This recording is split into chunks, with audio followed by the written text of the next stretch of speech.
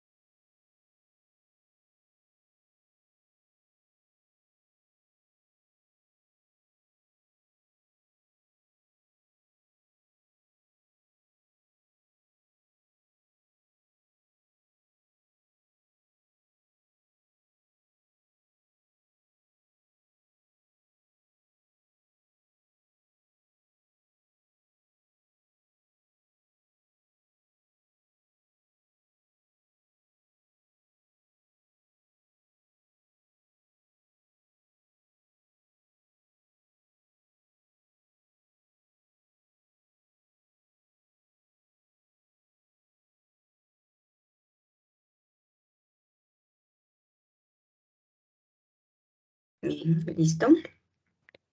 ¿Alguien que quiera revisar alguna pregunta en particular?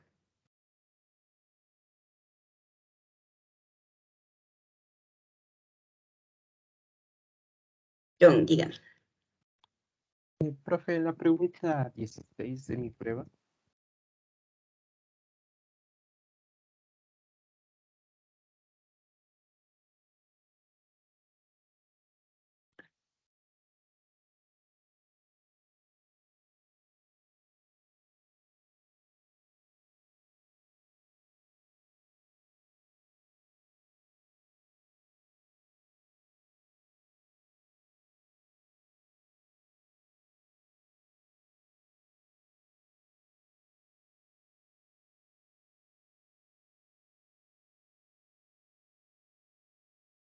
Pregunta 16. En la 16. En la pregunta dice, para el siguiente grafo, el grado de recepción de B3 es... Ahí no sería 2 porque si vemos de las cuatro flechas, solo recibe 2. Las otras 2 es como que son de emisión. Y solo pregunta por las de recepción, así que sería que... Configure mal. Me revisa. Efectivamente, el grado de recepción es 2 nada más.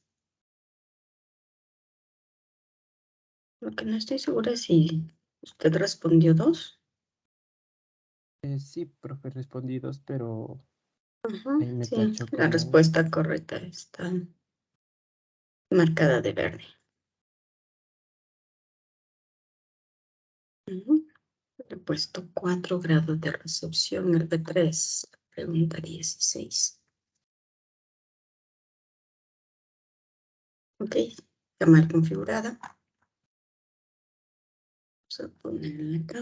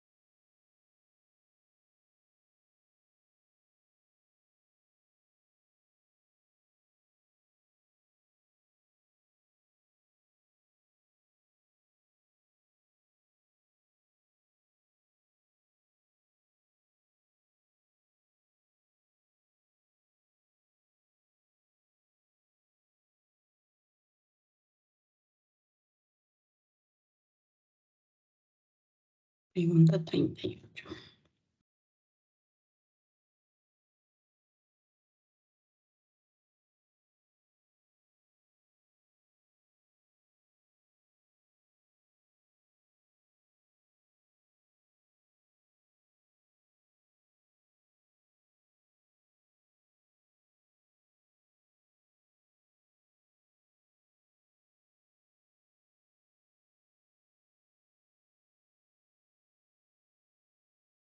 Un segundito mientras sigue revisando.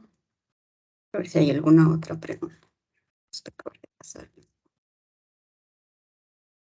Para agregar el puntaje adicional de la pregunta que no está configurada correctamente.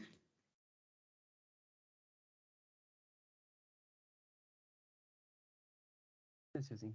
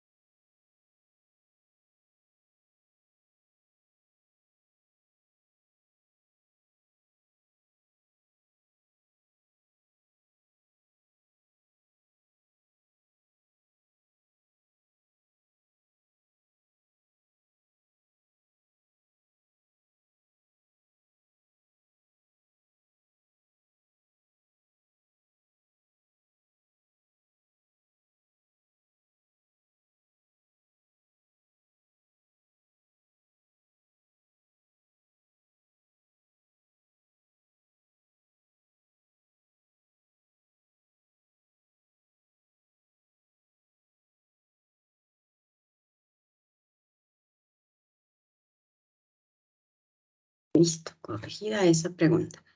¿Alguna otra pregunta?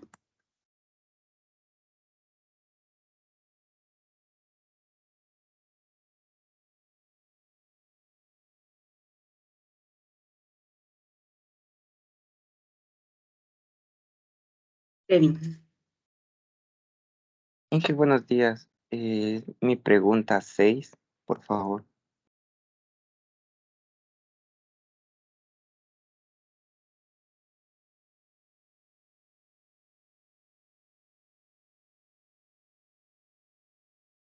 ¿Está cierto? Sí, Inge, ahí me dice que es posorden. Ajá, dice, No, al recorrer el árbol se visitan más nodos para llegar al número 38.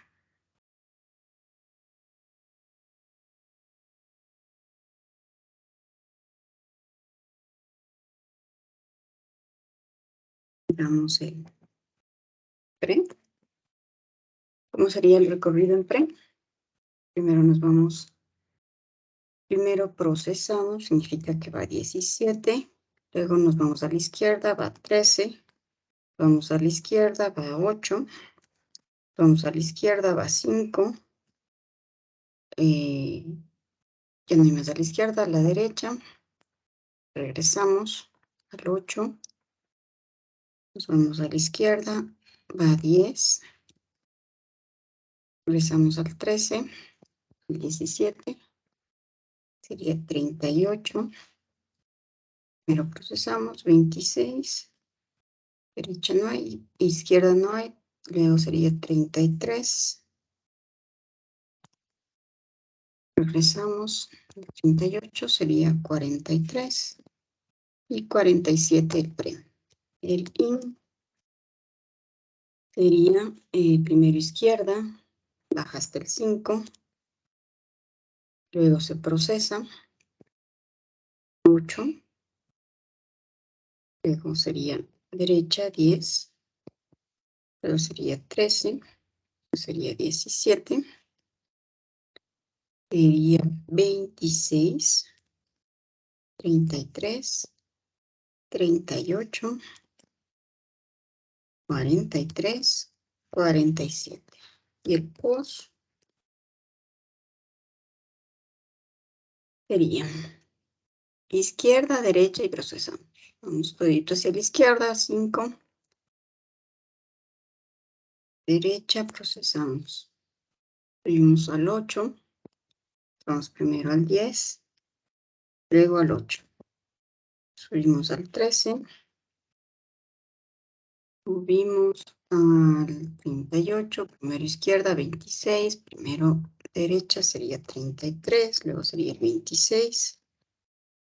Luego sería primero derecha. Sería 47. Luego sería 43. Luego sería 38 y finalmente sería 17. Listo, nos dice vamos a recorrer, se visitan más nodos para llegar al 38. En este caso al 38, 1, 2, 3, 4, 5, 6. 6. Al 38, 1, 2, 3, 4, 5, 6, 7, 8. 1, 2, 3, 4, 5, 6, 7, 8, 9. ¿En cuál visito más nodos para llegar al 38? En el posorden. ¿De acuerdo? sí, Inge, muchas gracias. ¿Alguien alguna otra pregunta? Kevin, ya estuvimos hablando. Michael. Ah, sí, dije, buenos días. Lo que pasa es que ese día yo en la prueba tuve un inconveniente y quería saber si... Y me dijo que me iba a calificar hasta donde avancé a responder y quería ver si me ayudó con eso.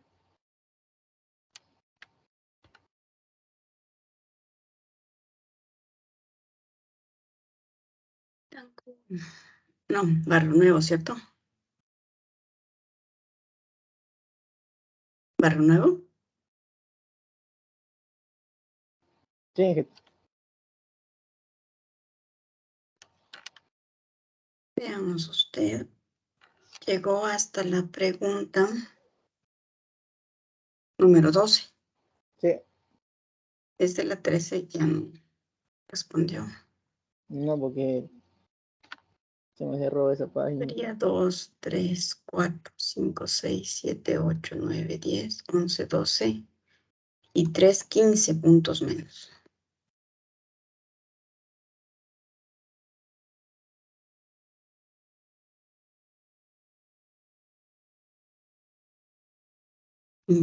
Hacemos sobre 21 sobre. Ya, ¿Alguien gracias. más? Tengo una pregunta. Dígame. Cuando se acababa el tiempo de la pregunta, pero habíamos elegido una, ¿se guardaba esa pregunta o no le hacía válida? Porque en mi prueba, en la pregunta 1, yo me acuerdo que respondí, pero aquí me sale como que no he respondido ninguna. Ujú. Parece que tiene que darle el botoncito de enviar o siguiente. Ay, es que justo se acabó el tiempo y se pasa a la siguiente. Si le aparece la 1 como que no respondió. Entonces, si es necesario hacer clic en el botoncito. Ay, solo eso no. ¿Alguna otra pregunta que quieran revisar? ¿No? Muy bien.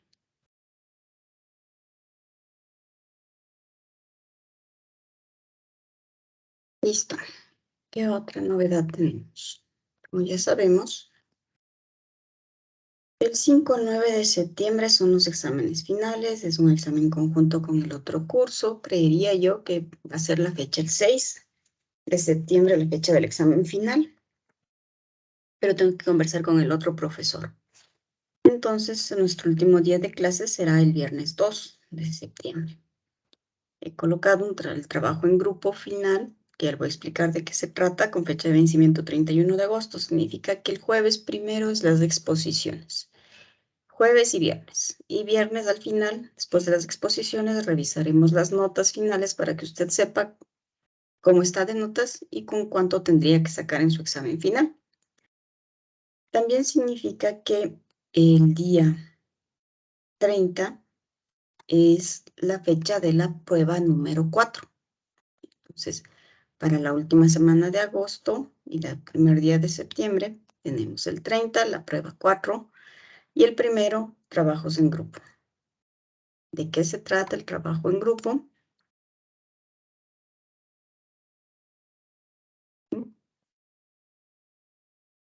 En grupos de 5 personas. No sé si mantenemos los grupos que teníamos del último trabajo en grupo mejor.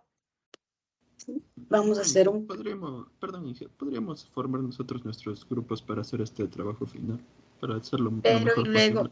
luego el señor, ahí se me fue el apellido, no sé si se sabe quedar sin grupo.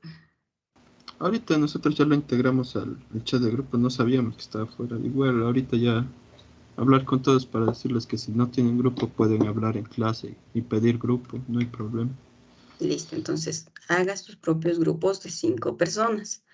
Si alguien no tiene grupo, por favor, inclusive en las clases, dígame. Pero la siguiente semana, no me va a decir ya cuando falte una semana para terminar o sea, hasta el día viernes tiene que decirme que si no tiene grupo para ponerle en algún grupo. No va a decir el 26 no tengo grupo, cuando el primero ya hay que entregar, ¿sí? Entonces, por favor, para que todas las personas estén en grupo, si alguien hace un trabajo individual, no le voy a calificar. Tiene que ser un trabajo en grupo. Entonces, vamos a hacer un programa utilizando programación funcional en la medida de lo posible. Es decir, si usted tiene que crear menús y esas cosas y tiene que utilizar bucles, whiles, do, etcétera, no hay ningún inconveniente. Pero lo que sí es obligatorio es que su programa debe hacer esto. Utilizar 2 interfaces funcionales como el predicate. El tema para su programa, usted escoja el tema, ¿sí? Se podría hacer un carrito de compras, puede ser el tema que a usted se le ocurra. Para un consultorio médico, para un supermercado, para un restaurante, para una veterinaria, lo que a usted se le ocurra hacer. ¿Bien? Y la idea es que dentro de su programación debe utilizar esto. Fíjese que todo tiene puntaje, ¿sí? Y durante la presentación quiero que me muestre tal. El código donde están las dos interfaces funcionales predicate son estas. El consumer, estas, aquí está el código. El function tal, el supplier tal. Usamos para hacer esto. ¿Sí? Entonces cada una tiene su puntaje. Si no tiene, si le faltó, si no hizo, le vamos quitando puntitos de la presentación.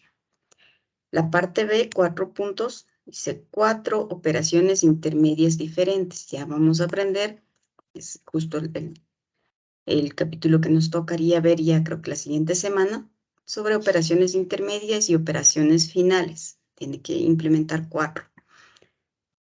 4 operaciones que usen el comparador, 4 operaciones finales de reducción, también son los temas que vamos a ver. 6 operaciones de reducción del collectors, también vamos a verlas. Y la parte de 5, operaciones de particionamiento del collectors y de agrupamiento. ¿Sí? Estos son los temas que debe cumplir su programa. Y como le digo, durante la presentación, quiero que me muestren dónde está aplicando todos estos puntos y una demostración de cómo funciona su programa. ¿Sí? Eso es lo que quiero para la presentación. ¿De acuerdo? No sé si tenga alguna duda.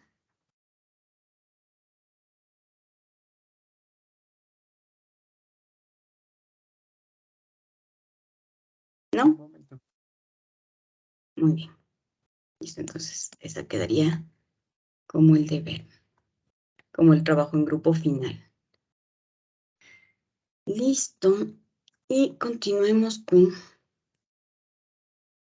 las clases. Habíamos visto los lists, los sets, veamos ahora los maps.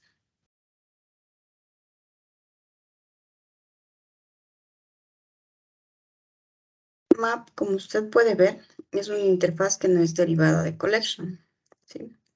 Y de hecho, Map lo que está implementando es basado en los arreglos asociativos, la idea de los arreglos asociativos, hash tables, hash maps y un sorted map, si usted quiere utilizar que sus datos estén ordenados. Entonces la recomendación es usar la interfaz que ya viene con los métodos de ordenamientos o que ordena por defecto todos sus datos. Y la derivada de esta, la que puede usar es la tree map, la hash map y la hash tables, que serían las 3 clases que tenemos. Por favor, Byron Flores, ayúdenme leyendo. Listo. Map. La interfaz map asocia claves a valores. Esta interfaz no puede contener claves duplicadas y cada una de dichas claves solo puede tener asociado un valor como máximo. Las principales características son: la clave debe ser única. El valor es el objeto de un tipo de nuestra colección. A cada valor debemos acceder a través de su clave. Map no se implementa a partir de collection, dado que es bidimensional al incluir la estructura clave-valor. Muy bien, entonces, como tiene la idea del arreglo asociativo, tendremos las claves y el valor. Dentro del valor yo podré almacenar seguramente algún objeto, es decir, no es que solo tipos primitivos, puedo almacenar personas, autos, el objeto que yo me pueda crear, pero la clave sí debe ser utilizada utilizando una función hash para poder guardar de esta forma.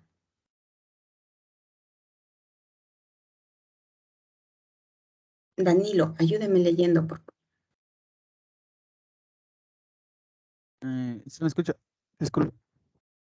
Sí, le escucho. Los principales métodos para tratar esta interfaz map son el get, que obtiene el objeto asociado a una clave, el put, añade un par de clave al valor del map, el keyset devuelve todas las claves del map, el value devuelve todos los valores y el el entry zip devuelve todos los pares de claves y valores. El map y la... Nada más. Muy bien, gracias. Entonces tenemos que dentro de la interfaz map tenemos el get, ¿cierto?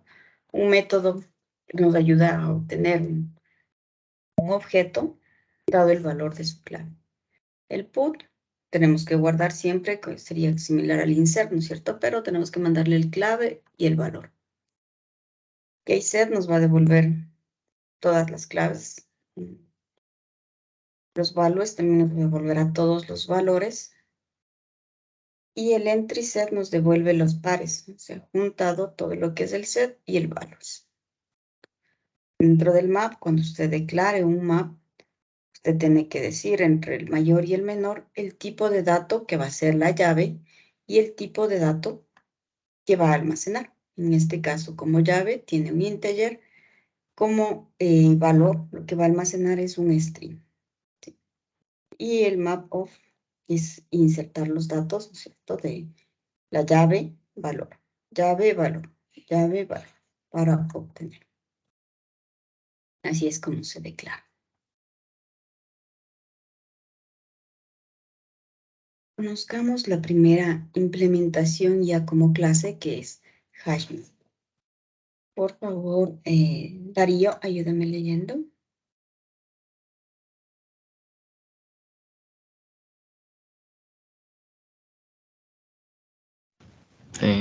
Darío Vergara o... Sí, ¿no es cierto?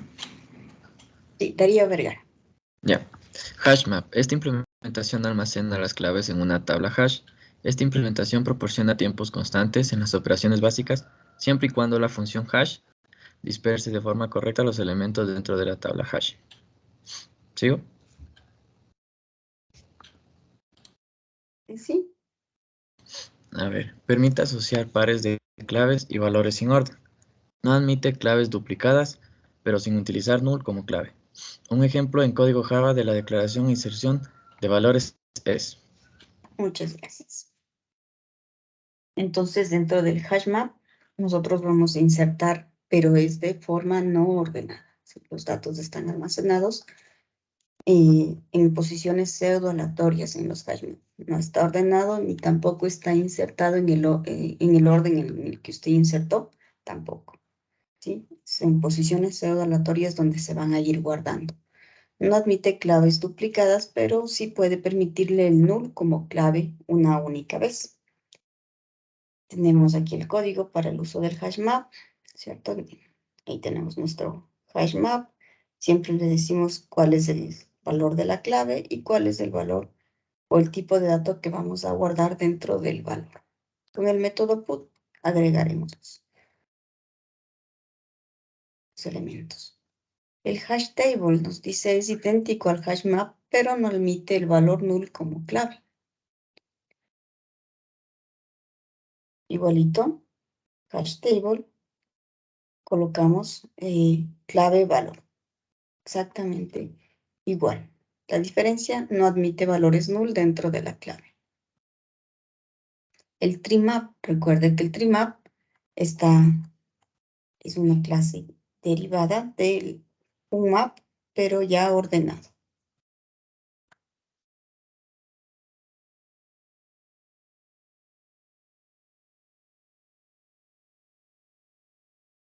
David Criollo, ¿me ayuda leyendo? Sí, TreeMap. Esta implementación almacena las claves ordenándolas en función de sus valores. Es bastante más lento que HashMap. Las claves almacenadas deben implementar la interfaz comparable. Esta implementación garantiza siempre un rendimiento de log n en las operaciones básicas, debido a la estructura de árbol empleada para almacenar los elementos. En una clase que almacena en un árbol ordenado los pares clave-valor ordenados por los valores de las claves. Es más lenta tanto para recorrer como para insertar nuevos datos. Un ejemplo en código Java de la declaración e inserción de valores es... Muchas gracias. Entonces, hay que las claves que vamos a almacenar, las clases, los objetos que vamos a almacenar deben ser derivados deben estar implementados la interfaz comparable y evidentemente también el método compare tú.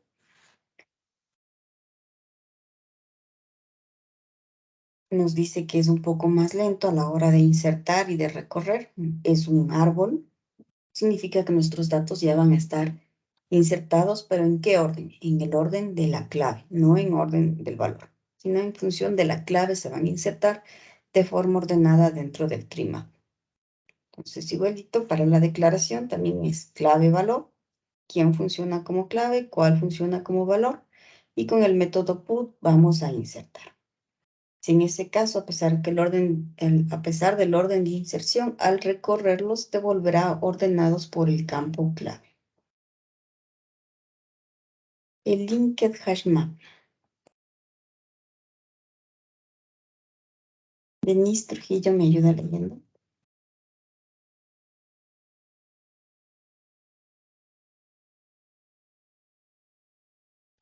¿Cómo está?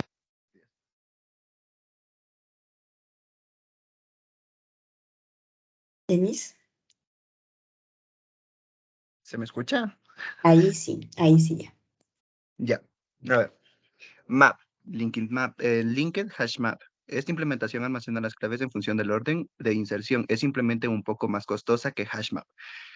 Es una clase que extiende HashMap, por lo que posee todas sus funcionalidades. Permite iterar o recorrer los elementos en el orden en el que se introdujeron debido a que se utiliza una clase doblemente enlazada. Es más rápido a la hora de recorrer los datos, pero más lento al insertarlos. Un ejemplo de código en Java es la declaración e inserción de valores es. Muchas gracias. Entonces ahí tenemos, igualito con el put, vamos a insertar. Linked hash map, está implementando una lista doblemente enlazada, ¿cierto? Y esta sí, cuando le insertamos, se insertan en el orden en el que les vamos insertando, ¿no es cierto? Cuando recorremos nos da en el orden de inserción. No significa que linked hash map esté insertando ordenado, simplemente inserta en el mismo orden en el que vamos agregando los elementos a la estructura, ¿sí? Entonces, al recorrer nos va a dar el orden de inserción. El tree map al recorrer, nos va a dar los datos ordenados por la clave. Mientras que el hash table o el hash map tienen un orden pseudo aleatorio. No respeta ni el orden de inserción y peor los va a ordenar por clave. Es aleatorio. ¿Sí? La diferencia entre hash map y hash table, que el hash table no admite nulos como clave. Y ahí todos tienen, como todas las 4 clases son derivadas de alguna manera de map, tienen los mismos métodos para poder trabajar con ellas, como el get, el put y entre ellos. También tiene más, ya le queda a usted el poder identificar cuál le queda mejor o qué otros métodos podría usar. Bueno, nosotros sabemos que en Java existe el loop mejorado, ¿no es cierto? Todo lo que sea derivado de la clase de la interfaz iterator nos permite utilizar el for mejorado, donde le ponemos el nombre de la colección y el tipo de dato. Por ejemplo, tenemos el array list y sabemos que dentro de la lista persona solo le decimos el tipo de objeto al que queremos utilizar y el for nos va a iterar toda nuestra lista. Ahora, con todas las colecciones que hemos visto, este mapa nos puede ayudar a decidir cuál debemos usar, ¿cierto? Entonces, nuestra primera pregunta será es que si los datos que yo tengo tienen clave valor o son solo valores, lo que yo quiero insertar dentro de mi estructura. Si son clave valor, si tienen pares, la siguiente pregunta es importante, es si el orden es importante, si va a ser muchas operaciones donde los datos requiera que estén ordenados. Si sí es importante el orden, la otra es, si ya tengo, por ejemplo, los datos ordenados antes de insertarlos, ¿cierto? Entonces, la mejor opción será linked hash map. Si los datos que tengo para insertar están desordenados, pero al final los quiero ordenados, entonces la mejor opción es usar un trimap. Si el orden no es importante, a lo mejor la tarea más importante que se va a hacer dentro de mi estructura de datos es la inserción. Quiero que sea una inserción rápida, por ejemplo, entonces el hash map es la mejor opción que yo tengo. Si no tengo clave valor, solamente tengo valores para insertar dentro de mi estructura, debo preguntarme si contienen duplicados. Si tienen datos duplicados, ¿sí? Entonces lo que debe utilizar es un array list. Si no tiene datos duplicados y son únicas, entonces pregúntese cuál es su tarea principal. Buscar elementos o remover son las dos tareas que suelen tomar más tiempo, ¿no es cierto?, en realizarse. Entonces, si buscar o remover o usar el método contains es lo que más va a hacer en su programa, entonces pregúntese si el orden es importante. Si su tarea no es buscar o remover, entonces use un array list. Si el orden sí es importante, pregúntese si es el orden de inserción o el orden de algún elemento. Si los datos que ya tiene ya están ordenados antes de insertar, utilice linked hashset. Si no, si necesita que los datos sean ordenados después de ser insertados y se van a insertar en cualquier orden, entonces utilice un triset.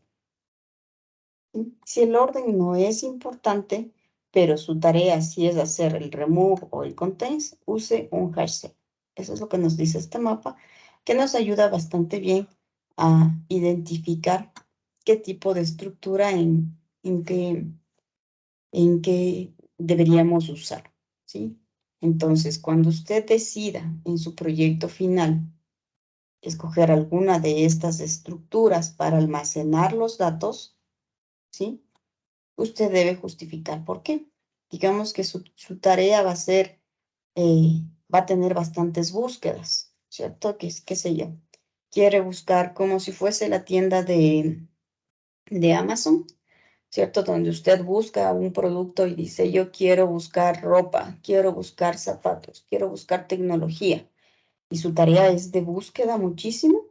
Entonces usted justifica, y tengo elementos duplicados, no tengo elementos clave valor, lo que voy a almacenar. Por eso decidimos usar el hash set, o por eso usamos solamente un array list, o por eso usamos un hash map, ¿sí? Entonces, usted debe explicar primero en qué estructura va a usar.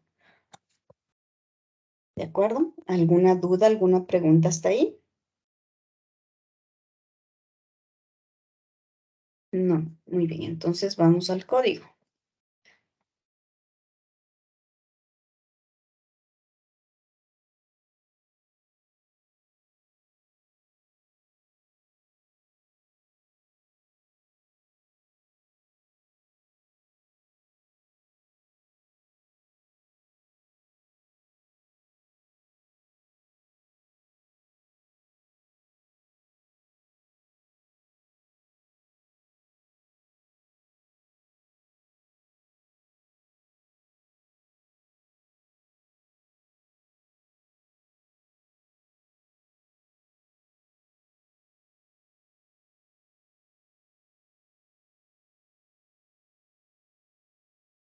Bien, aquí teníamos nuestro proyecto, habíamos usado el array list.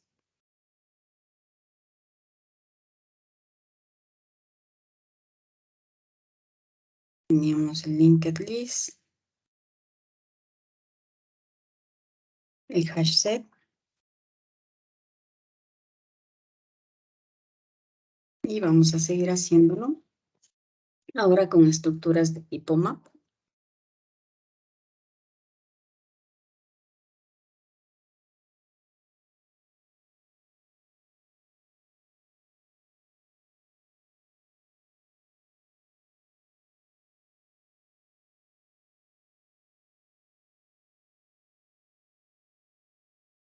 Veamos cuál sería la primera.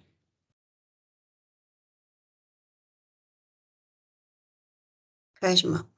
Usemos el hash map.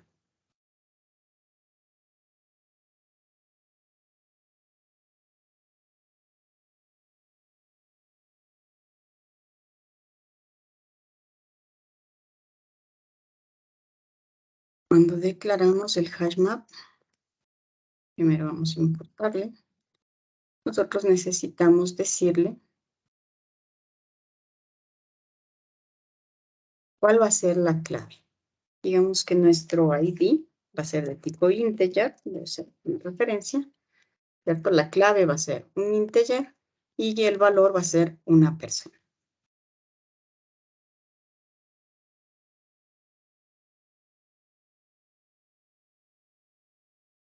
Vamos a su constructor indicando cómo va a estar formado nuestro hash map.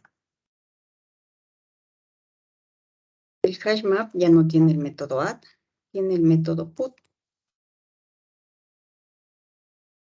Dentro del put me dice cuál es la clave que yo voy a poner. Vamos la I y el valor, la A, que es la persona que voy a ir creando.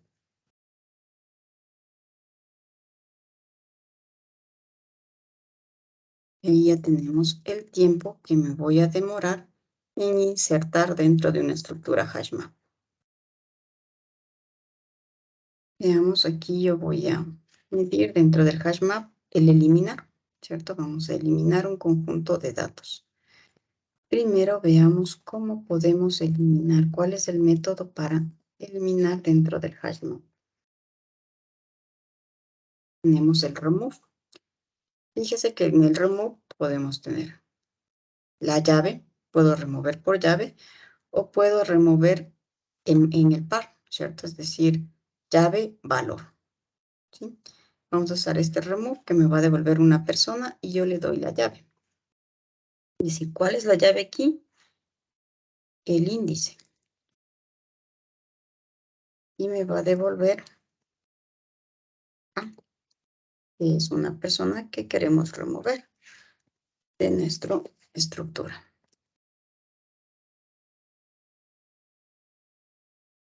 Pero necesitamos inicializar. Solo declarar de tipo persona. Vamos a ir removiendo esto de forma aleatoria, ¿no es cierto? Personas de nuestra estructura. La idea es poder determinar. Veamos si tiene nuestro hash map el size. ¿Sí? En parte tiene el size. Para que nos indique cuántos elementos nos quedó.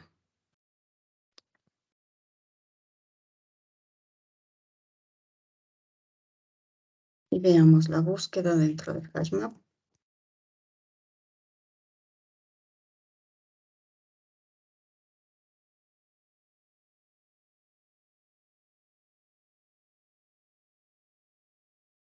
¿Qué método podemos buscar? Teníamos el get.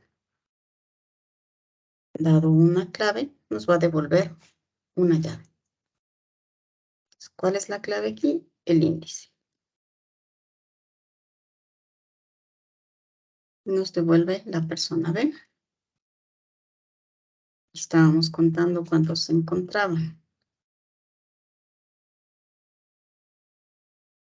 Y ya no necesitamos esto. Simplemente vamos a tomar.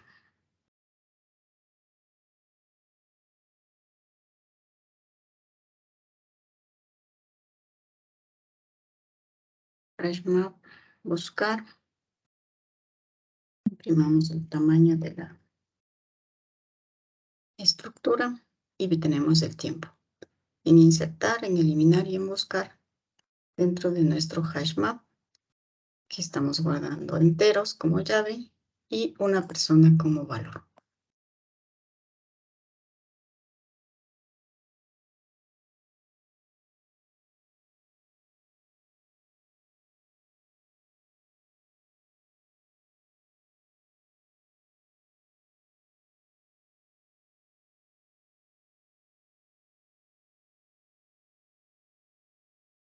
Tenemos los resultados del array list,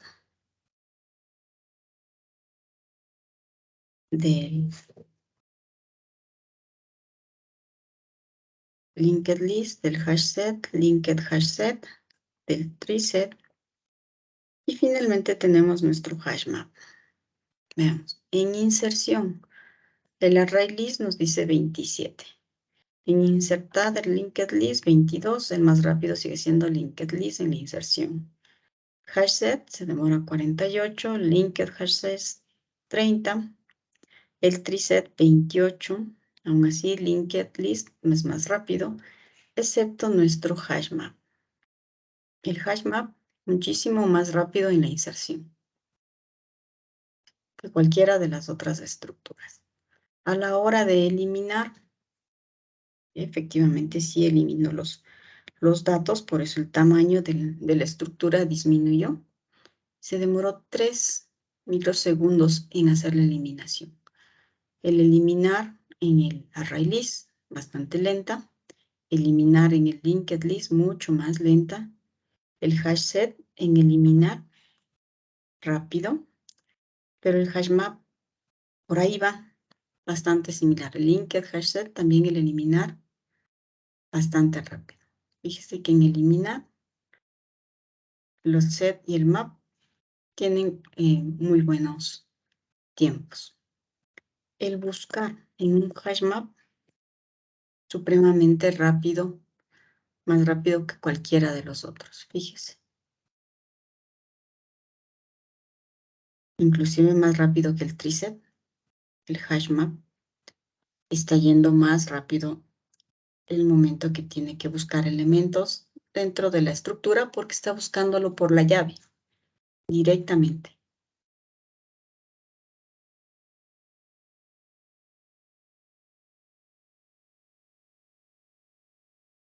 Vemos las otras estructuras map.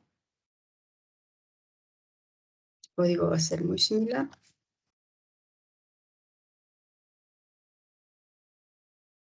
Hash map, hash table,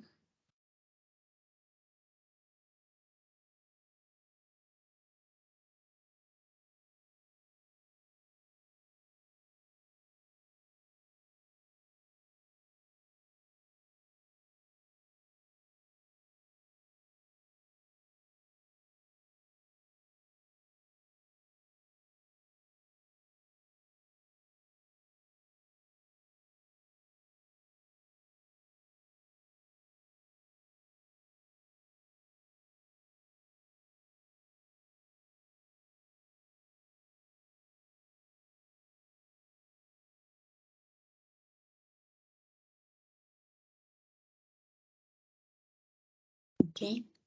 Se escribe hash table.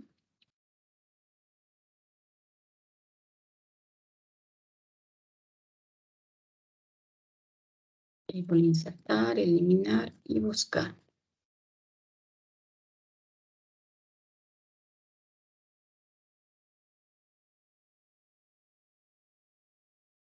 Inserción. Remove debe ser exactamente igual. El get igual.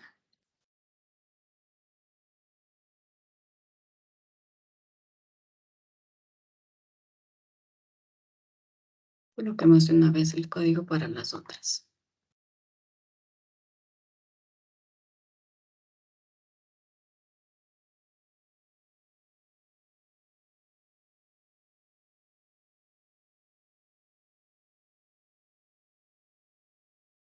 Y map.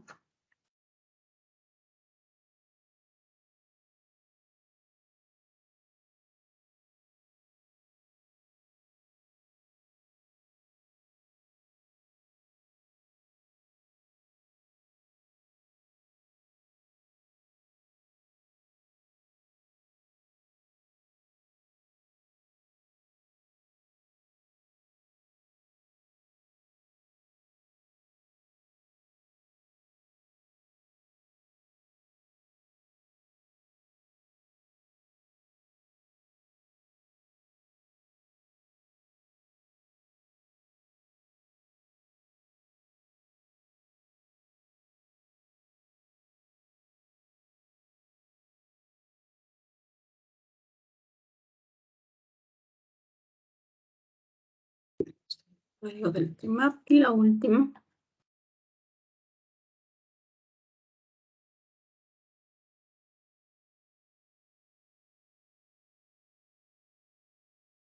Linked hash map.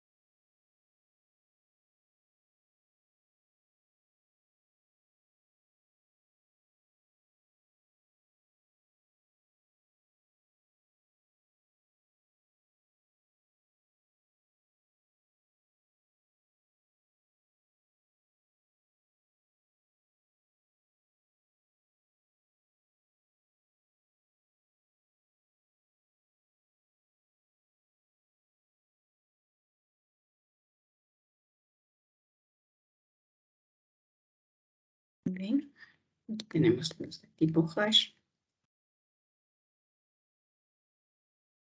Linked hash map nos dijo que era trimap. Se demoraba un poquito más en insertar que sus estructuras hash map o hash table o el linked hash map. El trimap se demora un poco más en insertar, como vemos.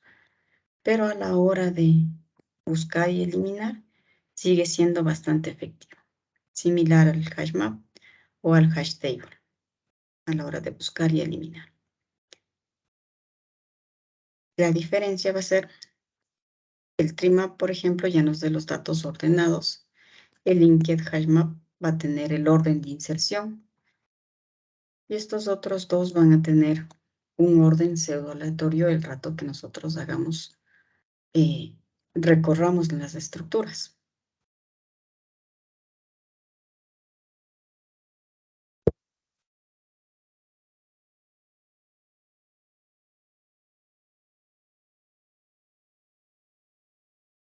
Muy bien. ¿Dudas hasta ahí?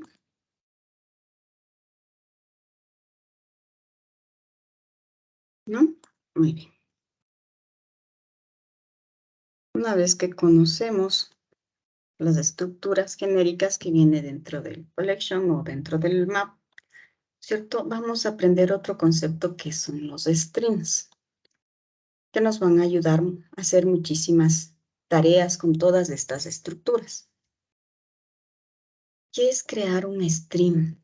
Este stream es dada una fuente de datos que puede ser cualquiera de las estructuras que hemos revisado, podemos convertirle en un stream. Y un stream es una secuencia de los elementos que tenía esa fuente de datos. Digamos, el array list, el linked list, el tree set, cualquiera de ellos puede actuar como fuente de datos. Le convertimos en un string y es una secuencia de datos, una a continuación de otra.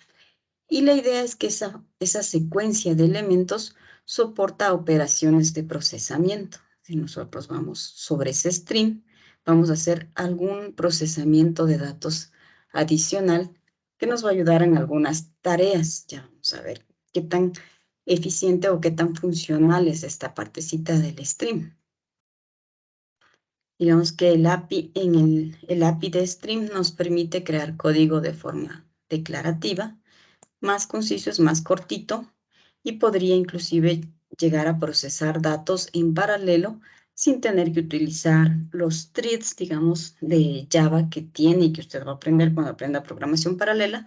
Sin embargo, los streams nos permiten usar procesamiento paralelo sin tener mayor conocimiento de lo que es la programación paralela. Es decir, de forma fácil implementa esta parte, que de hecho esa es, ¿no es cierto?, las fortalezas de la programación funcional, que podamos hacer código más corto para programar, que sea más fácil de leer y más eficiente también de alguna manera. Entonces, los streams, nosotros lo que vamos a hacer es, dada la fuente de datos, que puede ser arreglos, colecciones, cualquier cosa de datos, creamos una instancia de un string y luego podemos hacer una serie de operaciones. Por eso es que el proyecto dice haga operaciones intermedias.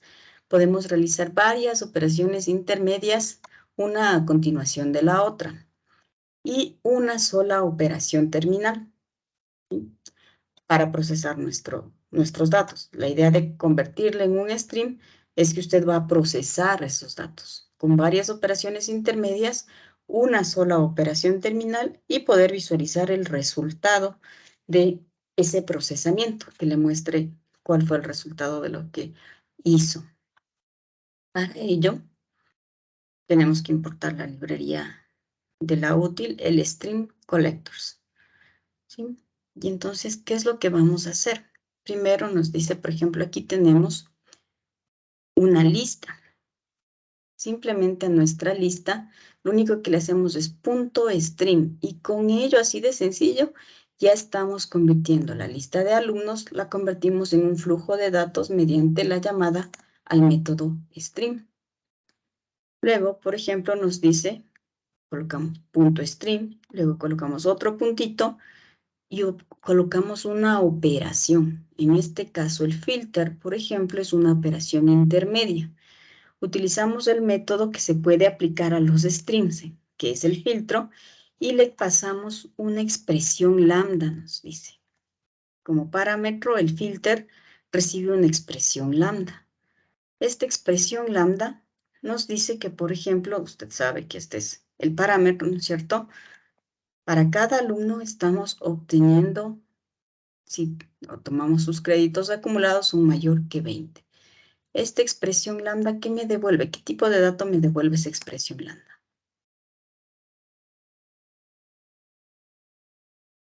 ¿Alguien? Renzo, ¿qué te Devuelve devuelve? un tipo alumno. Get créditos acumulados mayor que 20, nos dice. Solo los alumnos que tengan los créditos mayores que 20. Ajá, muy bien. Entonces, esta expresión, John, ¿decías algo? ¿Mande? ¿No le escuché? Ahí se me escucha. Ahí sí. Bien. Decía que quizás nos devuelve un booleano. Correcto. De hecho, nos devuelve un booleano, ¿sí? Más que devolvernos alumnos, nos devuelve un boolean para cada alumno.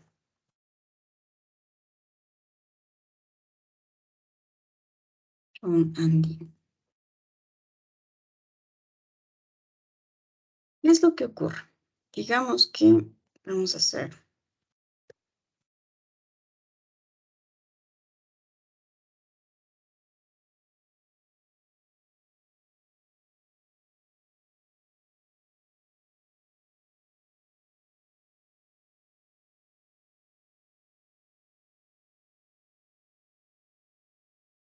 Nos encontramos un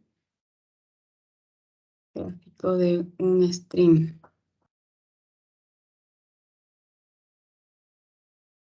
String de Java. Exactamente. Digamos que usted tenía.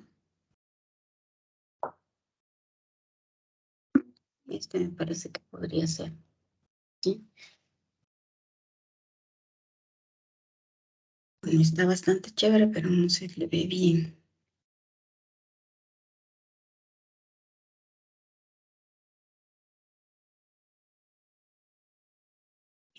Digamos que usted tenía una fuente de datos, ¿no es cierto? Dentro de esa fuente de datos tiene objetos. Podría tener inclusive una fuente de datos de objetos diversos. Por ejemplo, siempre y cuando usted esté guardando objetos que sean derivados de alguna clase base. Digamos que usted tiene la clase persona como clase base y tiene clases derivadas, la clase alumno, la clase profesor, la clase personal administrativo. Y usted crea una estructura, ¿no es cierto? Digamos que el array list de personas. Y usted sabe que dentro del array list de personas, usted puede almacenar alumnos, profesores y personal administrativo. Entonces, le permite, ¿no es cierto? Y tiene ahí. Cuando usted le convierte en un stream, está convirtiendo en este flujo de datos, ¿sí? Y luego a ese flujo de datos yo le puedo aplicar operaciones intermedias. En este caso le aplicamos el filtro, ¿cierto? ¿Y qué es lo que nos decía nuestro filtro? El filtro nos da esta expresión, que de hecho es un predicate. Recibe un objeto de tipo alumno. Con ese alumno utiliza para obtener los créditos acumulados mayores que 20 y esto nos devuelve un booleano. ¿Qué es lo que va a hacer? A cada uno de los objetos dentro del stream les aplica esa expresión lambda. A cada uno por uno les va aplicando y le devuelve true o false. Dependiendo de eso, el filtro le deja pasar solamente al que está cumpliendo esa condición y el que no cumple esa condición lo separa, lo quita del stream, ¿sí? Es como que a nuestro flujo venía todo, el que cumple ese filtro, en este caso de la imagen nos dice el filtro del color que no sea, cualquier color que no sea rojo, entonces le va a dejar pasar a los elementos, continúan los elementos dentro del filtro, los que no sean rojos, ¿cierto? En nuestro caso, por ejemplo, tenemos una lista de alumnos, la convertimos en un stream, luego aplicamos un filtro y le permitirá pasar en ese stream, en ese flujo de datos, solamente a los alumnos que cumplan esta condición, ¿sí? Pero el filter, como decimos, necesita una expresión de tipo que le devuelva algo booleano. Esa es la operación intermedia, de hecho. Y luego nos dice, necesitamos siempre una operación terminal. Dice, en este caso, coleccionamos hacia una lista, es decir, les vamos a ver más a detalle, por ejemplo, con el collect, yo puedo coleccionar todo el resultado de lo que estaba viajando aquí en el stream, lo que estaba viajando, yo puedo aplicar algunas otras operaciones intermedias y lo que estaba viajando yo necesito transformarle nuevamente a una colección, por ejemplo, que es lo que está haciendo aquí, transforma a una lista.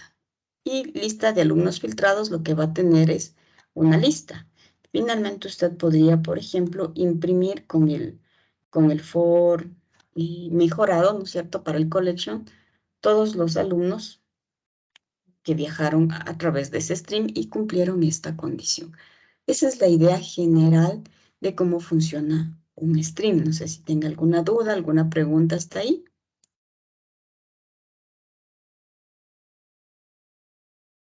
Pero en el caso de que les filtros se guarden a una nueva lista en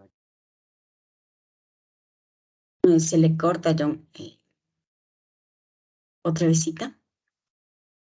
ya ahí sí se me escucha bien. Ajá. Ya decía en el caso de que, o sea, ya filtre los datos, ¿todo se guarda en una nueva lista o se guarda en la misma lista que tenía? En nuestro caso, tanto como tenemos aquí, por ejemplo, tenías lista alumnos, el original. Le convertimos en un stream y al final le dijimos collect y este método collect lo que hace es devolvernos otra lista. Entonces, lista alumnos filtrados es una nueva lista que contiene ya los alumnos filtrados. Entonces, sería una nueva lista. Ya, listo. Ya me quedó aclarada la duda. ¿Alguna otra duda? ¿No? Listo, continuemos. Vamos a ver un concepto que es una iteración externa y una iteración interna. Por ejemplo, cuando llamamos a una iteración externa, es cuando el programador escribe de forma explícita algún bucle, por ejemplo, un do while, un for, un while. Cuando escribimos de forma explícita, eso es una iteración externa. En programación funcional, nos permite acceder a los elementos de una lista sin el uso de iteraciones, es decir, sin el uso del for o del do o del while. Y para ello, por ejemplo, nosotros podemos utilizar Quisiera usar el filter o el for each en el caso de acá, que también tenemos otra operación, no escribimos ningún ciclo con el cual se realiza una iteración. ¿Sí? En el filter, por ejemplo, no es que usted escribió un filtro para recorrer toda la lista de alumnos e ir filtrando cuál cumple la condición de que los créditos acumulados sean mayor que 20. Pero sin embargo, se está haciendo una iteración interna. Internamente, la estructura lo que está haciendo es iterando elemento por elemento para uno por uno ir viendo quiénes están cumpliendo la condición del filtro. ¿Es cierto? Dice, por ejemplo, no escribimos ningún ciclo con el cual se realiza una iteración para aplicar una condición o una instrucción como imprimir, por ejemplo. De esto se encarga solita la máquina virtual de Java a partir de su versión 8. Entonces, lo que se hace mediante el filter en streams se le conoce como una iteración interna. ¿Sí? Este método for each es una operación terminal. Yo a este método lo que le envío, por ejemplo, es qué comando quiero que se ejecute para cada elemento que está viajando dentro del stream. Digamos que aquí tiene estos elementos. Yo estoy diciendo que para cada elemento se ejecute esta operación. System.out, una forma de acceder a sus métodos, el método println es con estos 4 puntitos. ¿Sí? Entonces digo el nombre de la clase, la subclase, con 4 puntitos accedo al método que quiero que se ejecute para cada elemento que está dentro del stream. Map es una operación intermedia, ya la vamos a conocer un poquito a mayor detalle más adelante.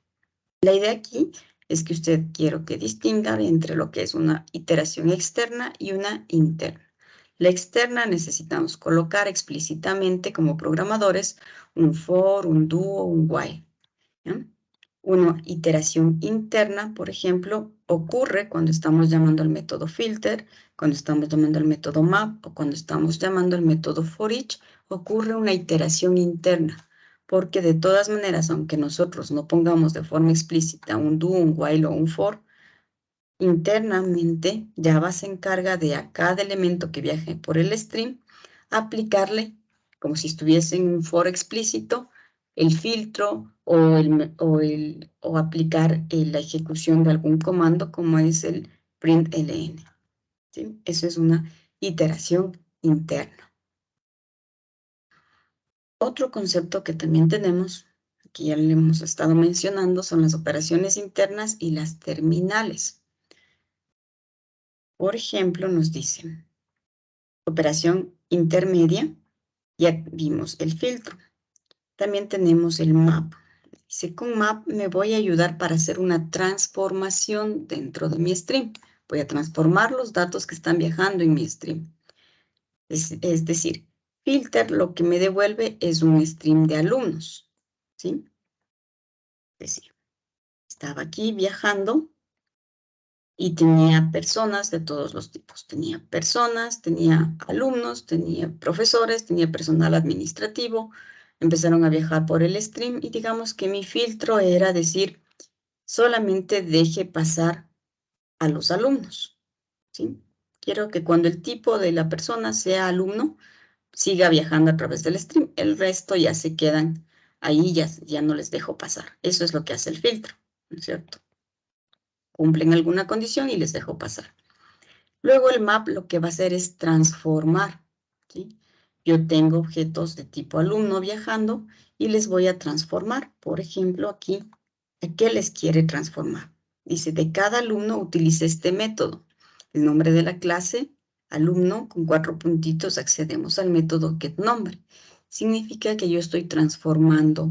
En el stream viajaban alumnos y luego yo con el map les transformé a strings, obteniendo de cada alumno solamente su nombre.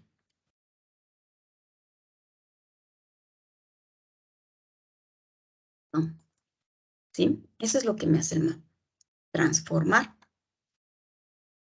Entonces, para esta transformación utilizo map y ahora le tengo que decir qué tarea realizar.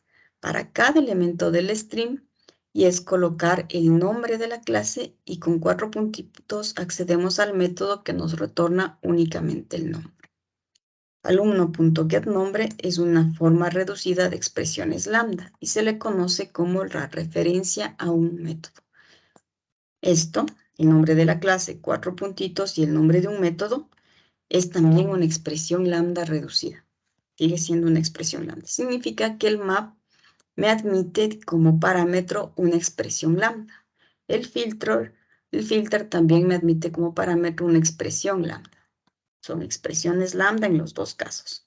Solo que este es un tipo de expresión lambda llamada referencia a un método. Es una expresión lambda reducida. Esta también es una expresión lambda. El for each también recibe como parámetro una expresión lambda. En este caso, una referencia a un método reducida. La clase, la subclase y el nombre del método. ¿De acuerdo?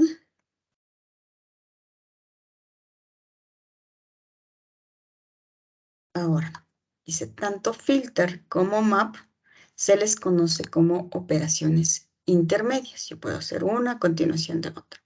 Mientras que for each es una operación terminal. Después de una operación terminal yo no puedo seguir punto, otra operación, punto, otra operación. Por eso es terminal.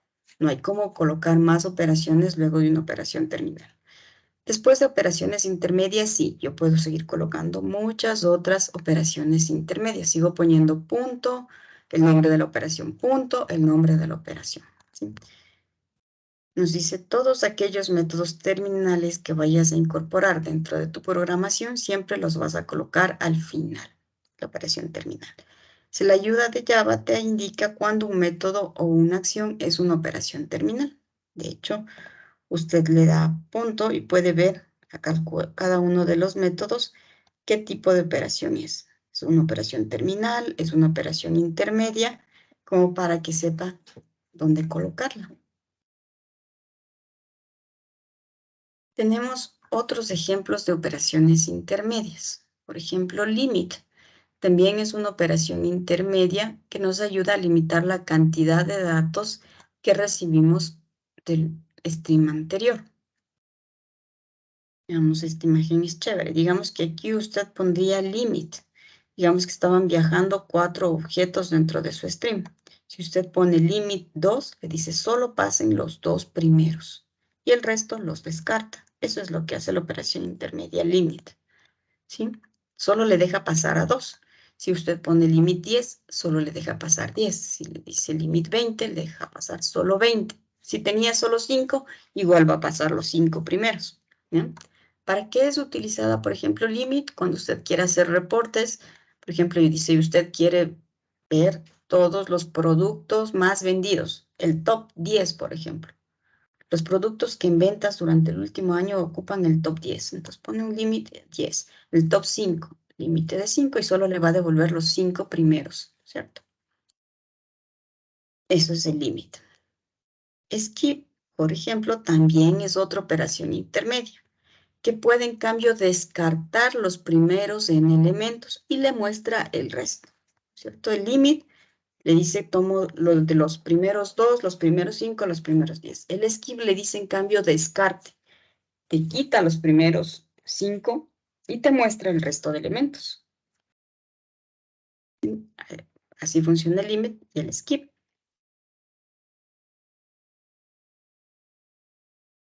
Operaciones terminales, por ejemplo, tenemos esta operación, count. Count es una operación terminal que devuelve la cantidad de elementos que tiene el flujo del stream. Es decir, con count yo cuento cuántos elementos tenía. Count, evidentemente, me va a devolver un tipo de dato long del número de alumnos. Fíjense, en la ayuda nos dice count, es una operación de reducción, ¿cierto? Y es una operación terminal. Y nos retorna la cantidad de elementos que tiene el string. Esa es una operación terminal, un ejemplo. Y hasta ahí nos vamos a quedar. El día de mañana, o en nuestra siguiente clase, vamos a irnos a la parte práctica ya del string y ver algunas de las operaciones que hemos visto en esta diapositiva. Hasta hoy nos vamos a quedar hasta ahí. Y la siguiente clase continuamos. ¿Sí? Eso sería todo por el día de hoy. Nos vemos el día de mañana. Creo que tenemos clases. Sí, que esta mañana. Hasta luego, Listo. Inge. También la Inge. Hasta luego, que Gracias. tengan un buen día. Hasta luego con todos.